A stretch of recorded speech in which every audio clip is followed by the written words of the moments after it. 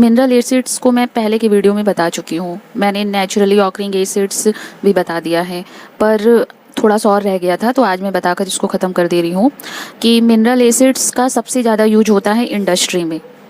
Industry के लिए ही mineral acids को बनाया ही जाता है। जैसे कि फर्टिलाइजर्स बनाने में मिनरल एसिड्स का यूज होता है, इंडस्ट्रियल केमिकल्स बनाने में, इंडस्ट्री में बहुत सारे केमिकल्स बनाए जाते हैं तो उनको बनाने में मिनरल एसिड्स का यूज होता है। एक्सप्लोसिव जो बम बारूद बनते हैं ना, उनमें भी वो भी मिनरल एसिड्स से ही बनते हैं। डाइस, कलर, जो तरह तरह के कलर होते हैं जो रेडी रहते हैं, ये कलर डाइस उनको कहते हैं जो रेडी कलर मिलते हैं, बस उनको लाइए और उनको कलर करना स्टार्ट कीजिए। जैसे अगर मुझे इस ब्लैक बोर्ड को कलर करना होगा तो मैं कलर बनाऊंगी थोड़ी, मैं जाऊंगी ब्लैक बोर्ड का कलर मांगूंगी, लाऊंगी और बस इसको कलर करना स्टार्ट कर दूंगी। उसमें कुछ भी मुझे मिक्स करने की ज़रूरत नहीं पड़ेगी। तो डाइस को बनाने में केमिकल्स का यूज होता है। एंड पिगमेंट्स, पिगमेंट वो होते हैं जो सिर्फ कलर रहते हैं, इनको हम दूसरी चीज़ों में डालकर जैसा कलर हमको चाहिए होता है, लाइट कलर या डार्क कलर, वो हम बनाते हैं तो उनको हम पिगमेंट्स कहेंगे।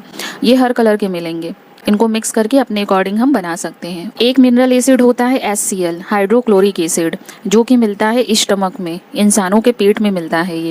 ये इसलिए होता है इंसानों के पेट में, ये help in digestion of food, ये खाना पचाने में हेल्प करता है।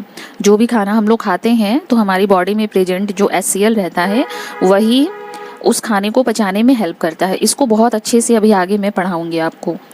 यही HCl जब पेट में अगर ज़्यादा हो जाता है, अगर आप ज़्यादा खाना खा लेते हैं तो HCl भी ज़्यादा बनेगा ज़्यादा खाना को पचाने के लिए, तो उसी वजह से पेट में एसिडिटी हो जाती है, पेट में दर्द होने लगता है, कच्ची डकार आने लगती है। इस जो आप ज़्यादा खाना खाते हैं फिर उसको पचाने के लिए जो ज़्यादा HCl बनता है उसकी वजह से, फिर उसके लिए दवाइयाँ खानी पड़ती हैं, एंटासिड्स खाने पड़ते हैं। ये सब अभी आगे इसी चैप्टर में मैं आपको बताऊँगी। Reaction of metals with dilute acids, जो डाइल्यूट एसिड हैं उनका मेटल के साथ रिएक्शन कैसा होगा। उसके पहले मैं आपको बताती हूँ कि एसिड को डाइल्यूट कब करते हैं या कैसी एसिड्स को बोलते हैं डाइल्यूट एसिड। तो उसके लिए क्या करना होगा ना कि हमको एसिड लेना होगा। अगर हमने H2SO4 एसिड ले लिया है और उसमें वाटर को ऐड करना होगा, ऐसे ये जो बर्तन के किनारे से जो भी बीकर हम लेंगे तो उसके वॉल से बिल्कुल ऐसे धीरे धीरे वाटर को ऐड करना होगा और उसको एक स्टीयरर लेकर कुछ हिलाते रहना होगा। जब हम एसिड में वाटर को ऐड कर देंगे तब ये बन जाएगा डाइल्यूट एसिड। और अगर सिर्फ प्योर फॉर्म में हमारे पास एसिड है तब हम उसको बोलते हैं कॉन्सेंट्रेट एसिड, जो कि बहुत ज़्यादा डेंजरस होता है, जो बच्चों को लैब में एक्सपेरिमेंट करने के लिए नहीं दिया जाता है। इसीलिए एसिड को डाइल्यूट करना ज़रूरी है और कोई भी रिएक्शन करने के लिए ज़्यादातर डाइल्यूट एसिड ही दिया जाता है। यहाँ तक कि हम लोग भी जो घरों में अगर बैटरी का पानी यूज करते हैं या फिर बाथरूम को क्लीन करने के लिए जो एसिड यूज करते हैं वो भी डाइल्यूट ही रहता है, कॉन्सेंट्रेट एसिड नहीं रहता है वो। डाइल्यूट एसिड में जब अगर हम मेटल को डालेंगे तो बनेगा सॉल्ट और हाइड्रोजन गैस। अभी कैसे रिएक्शन होगा मैं आपको करके बताऊंगी। सिर्फ H2CO3 जिसको बोलते हैं कार्बोनिक एसिड, ये मेटल के साथ रिएक्शन नहीं करता है क्योंकि ना ये वीक एसिड में आता है। ये उतना स्ट्रॉन्ग एसिड नहीं है जितना कि H2SO4, HCl, HNO3 ये सब होते हैं ना, उतना स्ट्रॉन्ग नहीं होता है, वीक होता है ये कार्बोनिक एसिड कैसे बनता है, रेन वाटर में बन जाता है। जैसे बारिश का पानी है, जब आसमान से बारिश का पानी आता है तो बिल्कुल शुद्ध रहता है वो, लेकिन जब हमारे एटमॉस्फेयर में आता है तो उसमें कार्बन डाइऑक्साइड अगर बहुत ज़्यादा है तो वो मिक्स हो जाता है, जिसकी वजह से बन जाता है कार्बोनिक एसिड। इसीलिए ना कहा जाता है कि पहली बारिश हो तो उसमें नहीं नहाना चाहिए, या जो लोग नहा लेते हैं तो उनको फोड़े फुंसी होने लगते हैं, क्योंकि हमारे एटमॉस्फेयर का कार्बन डाइऑक्साइड ही मिक्स हो जाता है वाटर में, जिससे वो वाटर रहता ही नहीं है, कार्बोनिक एसिड बन जाता है। ये है तो वीक एसिड, पर इंसानों के लिए, बच्चों के लिए बहुत ही हार्श इफेक्ट दिखाता है, बड़े बड़े फोड़े फुंसी निकल जाते हैं। और जब 2-3 दिन बारिश अच्छे से हो जाए, एटमॉस्फेयर का कार्बन डाइऑक्साइड कुछ हद तक क्लीन हो जाता है, तब आप नहाइए, कोई प्रॉब्लम नहीं होगा। सोडियम, पोटेशियम, मैग्नीज, कैल्शियम, ये सब मेटल्स डाइल्यूट एसिड के साथ रिएक्शन करते हैं और बहुत ही वाइगोरसली रिएक्शन करते हैं। वाइगोरसली मतलब बहुत ही विस्फोट के साथ रिएक्शन करते हैं, बहुत तेज रिएक्शन करते हैं। डाइल्यूट एसिड हम लेंगे, उसमें सोडियम मेटल डालेंगे और तुरंत रिएक्शन स्टार्ट हो जाएगा, क्योंकि ये सब बहुत ही सॉफ्ट मेटल्स होते हैं, ये एनवायरनमेंट में ही अगर हम इनको रख दे तो किसी न किसी से रिएक्शन कर डालेंगे। ये एनवायरनमेंट के मॉइस्चर से ही ये रिएक्शन कर डालेंगे। सोडियम मेटल तो इतना जल्दी रिएक्शन करता है कि इसको मिट्टी के तेल में डुबा कर रखा जाता है। मिट्टी का तेल मतलब जो केरोसिन ऑयल होता है ना, उसमें सोडियम मेटल को डुबा कर रखा जाता है, वरना ये रिएक्शन करके कुछ और बना लेगा। बाकी कैल्शियम तो इसमें है चौक में, ये भी कर ही लेगा रिएक्शन। इसको अगर रख देंगे एटमॉस्फेयर में तो जो भी एटमॉस्फेयर में गैसेस होंगी, लिक्विड होगी, उनसे कर ही लेगा ये रिएक्शन। मैग्नीज और पोटेशियम भी सॉफ्ट ही होते हैं। एल्यूमिनियम, जिंक, आयरन, ये सब मीडियम में होते हैं मेटल्स, ना बहुत ज़्यादा सॉफ्ट होते हैं ना बहुत ज़्यादा हार्ड होते हैं अपने प्योर फॉर्म में। ये जब डाइल्यूट एसिड से रिएक्शन करते हैं तो मॉडरेटली रिएक्शन करते हैं, मतलब आराम से करते हैं। हमें हीट करने की भी ज़रूरत पड़ सकती है, प्रेशर अप्लाई करने की भी ज़रूरत पड़ सकती है, आराम से करते हैं।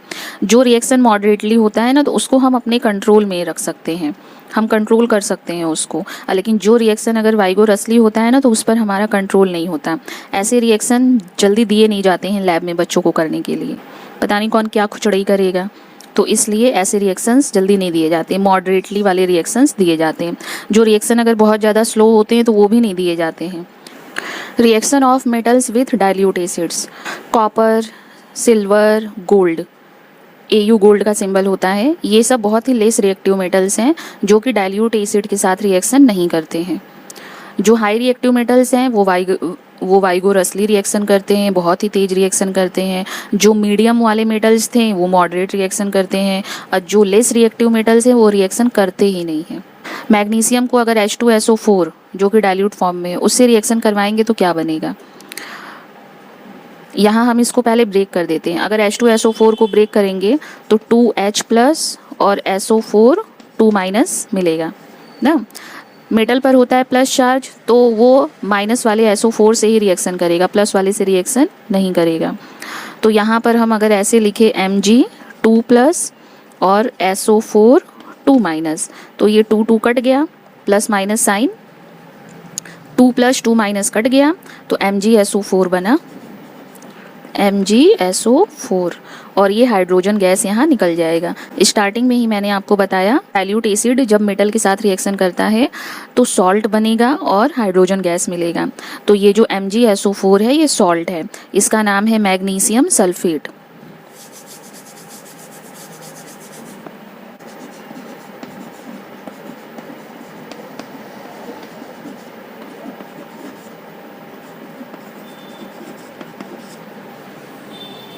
रिएक्शन की बैलेंसिंग आप चेक कर लीजिएगा, मैंने आपको सिखा दिया है। अगर मैं किसी रिएक्शन में भूल भी जाऊं तो आप बैलेंस कर लीजिएगा। यहाँ 1 mg है तो यहाँ 1 mg है, SO4 1 है, H2 2 है।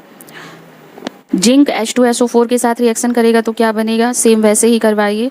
Zn पर भी होता है 2+ और SO4 पर होता है 2-। ये कितने चार्जेस होते हैं किसके ऊपर, ये सब आपने क्लास 9th में लर्न किया होगा, और अगर भूल गए हैं तो फिर से एक बार वो पेज खोलकर इसको लर्न कर लीजिए। जितने भी रिएक्शन आप करेंगे इसमें इनका बहुत यूज होगा। 2+ 2- कट गया, बन गया ZnSO4, और ये निकल गया यहाँ से हाइड्रोजन गैस। Mg को HCl के साथ रिएक्शन करवाइए, ऊपर H2SO4 के साथ करवाया, सल्फ्यूरिक एसिड होता है ये है HCl, हाइड्रोक्लोरिक एसिड, दोनों ही स्ट्रॉन्ग एसिड हैं। तो यहाँ रिएक्शन करवाइए, Mg और Cl के साथ रिएक्शन करेगा, क्योंकि मेटल पे प्लस होता है, Cl पे माइनस होता है, हाइड्रोजन पे प्लस होता है, तो हाइड्रोजन प्लस चार्जेस वाले रिएक्शन नहीं करते। एक का जो पॉजिटिव होगा दूसरे के निगेटिव से रिएक्शन करेगा। तो करवा दीजिए, Mg 2+ होता है, Cl पर -1 होता है, तो ये 2 यहाँ चला आएगा, बन जाएगा MgCl2। 1 यहाँ आएगा पर 1 को लिखा नहीं जाता, -1 है ना, ये 1 यहाँ ऐसे आएगा पर 1 को लिखा नहीं जाता, और बनेगा हाइड्रोजन गैस। इस रिएक्शन को बैलेंस करने की ज़रूरत पड़ेगी, क्योंकि यहाँ Mg1 है, यहाँ Mg1 है, यहाँ Cl1 है, यहाँ 2 हो गया, तो यहाँ 2 लिख देते हैं, H भी यहाँ 2 हो गया बैलेंस। ऊपर वाला जो प्रोडक्ट बना था इसको बोलेंगे जिंक सल्फेट, आप नीचे नाम लिख लीजिए, और MgCl2 का नाम होगा मैग्नीशियम क्लोराइड, आप नीचे नाम लिख लीजिए, और इसके नीचे लिख दीजिए हाइड्रोजन गैस। यहाँ हाइड्रोजन के बगल में ऐसे गैस सिंबल भी लिख दीजिए।